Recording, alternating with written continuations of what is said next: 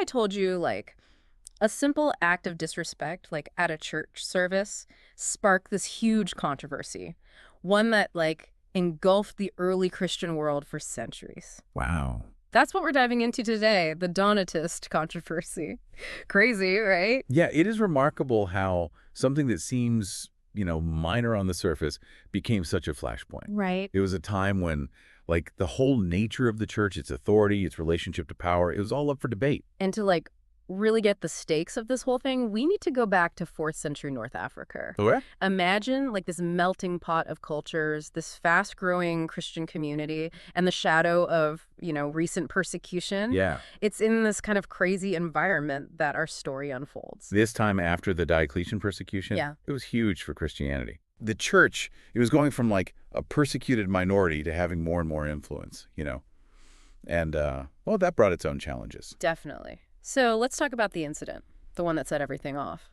Enter Lucilla, a wealthy woman whose actions during communion, well, they had some serious consequences. Yeah, Lucilla's, her offering a drink to a martyr before taking the sacrament herself, that might seem, I don't know, trivial to us now, right? But Yeah. back then, in early Christianity, it was a big deal. Like rituals and sacraments, they were everything. Direct links to the divine. So any disrespect towards those acts, it was a big deal. Yeah, that makes sense, but it still seems like a pretty extreme reaction. It does, yeah. Was there more to it? Maybe something about, like, Lucilla herself, or the social dynamics that made it worse? You could be right about that. It's very possible that her wealth and status played a part. Right. Because think about it. Challenging the church from a position of privilege, that could easily escalate things. Yeah, like throwing fuel on an already burning fire. And speaking of fire, things really heat up with Cecilian's ordination as bishop. Ah, Caecilian. Yeah, that was controversial from the get-go. Right. The issue was the guy who ordained him, Bishop Felix. He was accused of being a tradator, and that in this post-persecution era. Huge deal. Exactly. Traitor we get, but traitor, what did that even mean back then? Okay, so during the Diocletian persecution, the Romans, they demanded Christians hand over their sacred texts. Incriminating documents, stuff like that, sometimes under threat of torture, even death. And those who did it, who handed those things over, they were labeled traditors. Imagine that, right? In a community still so marked by persecution. Intense. So to have Cecilian ordained by a potential traditor rise to such a position. Yeah, a lot of people saw it as a betrayal, like a stain on the church itself. Wow. And this is where the Donatist faction really comes in.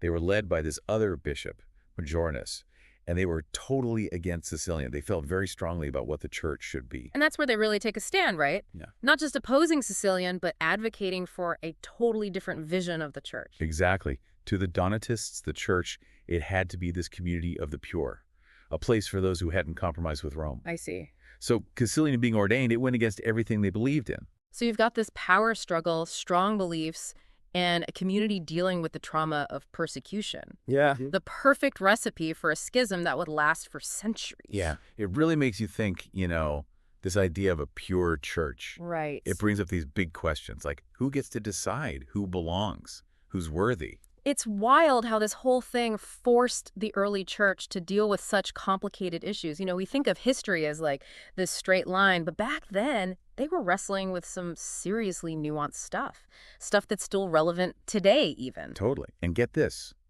the Donatists, they weren't afraid to go straight to the top. They appealed directly to Emperor Constantine. Oh, wow. Constantine, talk about a game changer. Converting to Christianity, that was huge. It changed everything. Christianity went from being persecuted to, like, having the emperor's ear. And his involvement in all this, it put him right in the middle of this theological mess. I bet. Can you imagine being asked to settle a religious dispute when you're, like, still pretty new to the religion yourself? And the Donatists, they weren't exactly known for backing down. No, they were not. They were relentless. Yeah. Appealing to Constantine, organizing councils, writing petitions, accusing Cecilian and his people left and right. They were strategic. They were persistent. Yeah. They were serious about shaping the African church. Wow. So the Donatists were like super organized, committed to their cause, but were they all like on the same page about everything? I mean, they were all about unity and purity, but was there any like dissent within the movement itself? You've hit on something really interesting. Because, yeah, they wanted unity and purity in the church. They condemned schism. but even they had their own divisions. Oh, wow. Really? So they break away from the church to preserve their idea of unity, but then they have their own disagreements and splinter groups. Isn't that a little, I don't A know? little ironic. Yeah. Exactly. It just goes to show, you know, even when you're driven by really strong beliefs, human nature is complicated. And a great example of that is the Circumcellions. They're often linked to the Donatists, but they were known for their, let's say, more radical The actions. Circumcellions, yeah. They weren't exactly known for their peaceful protests, were they? Paint us a picture. What were they like? Okay, imagine this. You've got these groups, totally fired up, driven by their beliefs, but also by social and economic grievances, just like roaming around the countryside. It's intense. They disrupted services, vandalized property, sometimes even got violent with people they saw as enemies. Wow. That seems extreme, even for the Donatists. So, was it all about religion for them? Or was there something else going on? It was probably a mix of things. Of course, their religious convictions are huge, but you also have to think about the social and economic climate back then. They often went after wealthy landowners, you Yeah. know? So there was probably some resentment toward the inequality of the time, too. Right, so it wasn't just theology, it was power dynamics, social unrest, the struggles of everyday people. It's interesting how these religious movements are also part of something bigger, you know? Absolutely. They're all connected. It's crazy to think, this whole thing started with like one incident and spiraled into this huge web of debates and power struggles and social unrest. Yeah, it is. But there's someone we haven't talked about yet, a real heavy hitter in all this.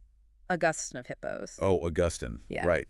Yeah, when he enters the scene, things change. He was a big deal, right? Huge, smart, a gifted speaker, wrote like crazy.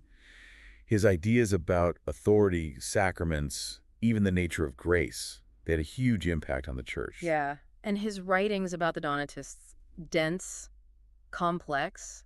What were some of his main arguments against them? Well, one of the big ones, he challenged this whole pure church thing. He said, sure, the church wants to be holy, but it's always going to have a mix, saints and sinners. To him, it was a universal thing, not some exclusive club for the perfect people. So more like a hospital than a gated community. Exactly. And this difference, it played into their views on sacraments too, like baptism. Yeah. The Donatists, they thought it only counted if the person doing it was morally pure.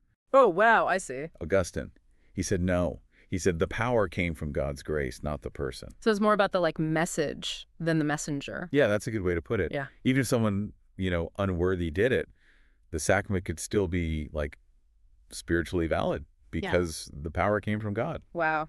That's really interesting. And it had huge implications, right? How the church understood itself, how it did sacraments. It all goes back to that. That's right.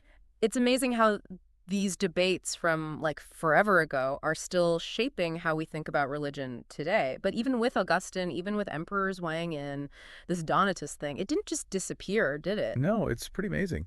I mean, it shows how strongly they felt about it. They kept it going for centuries, even with all that opposition. Wow. They really stood their ground. They dealt with internal stuff, theological debates even. Okay, this is wild. Even the Vandals showing up in North Africa. The Vandals. Yeah, the vandalized Vandals. I did not see that You coming. know, they say, truth is stranger than fiction. Right. So the Vandals invaded in the 5th century. That must have been crazy. It was a huge deal, changed the whole region, shook up power structures, weakened the Donatist movement. So it wasn't necessarily a knockout theological blow that ended it, more like a perfect storm of historical events. Exactly. And, even though the Donatists eventually faded, they left their mark. Yeah, I can see that. What they did, challenging authority, focusing on the purity of believers, taking on the powerful, those themes, they're still relevant. It makes you think, Yeah, it really does. History isn't just dates and names, is it? It's about real people making choices, wrestling with big questions, just like we do today. It is, and that's what makes studying it so fascinating. It's what would we have done back then? Wow. How do we deal with authority, with belonging, with what we believe in? They're timeless questions, and it's cool to see how people in the past grappled with them. Absolutely. Well, on that note, we'll wrap up this deep dive. Thanks for joining us as we explored this wild chapter of history. It was my pleasure.